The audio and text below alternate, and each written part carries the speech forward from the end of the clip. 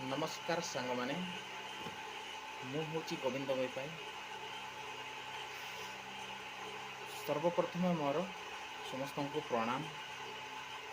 आज हूँ संडे रविवार दिन आसंता काली हूँ सोमवार दिन जहाँकि 29 तारीख जून मास 2026 आम नुआ टेलर ट्रेनिंग स्टार्ट होगा जाऊँगी। आसंता काली स्टार्ट हो क्लास स्टार्ट आरंभ हो सका 8 घटिकार जो मैंने जब शिखापी चाहूँगी आम सहित जोगाजोग करूँ।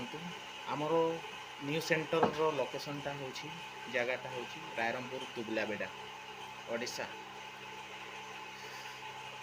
जो मैंने जब सिलाई शिखी ना शिखापी चाहूँगी ताहले आपण मैंने आम सेंटर को आसिक जोगाजोग करूँ जहाँकि आमर 8 ରୁ 5 वर्किंग डेज रे। नमस्कार।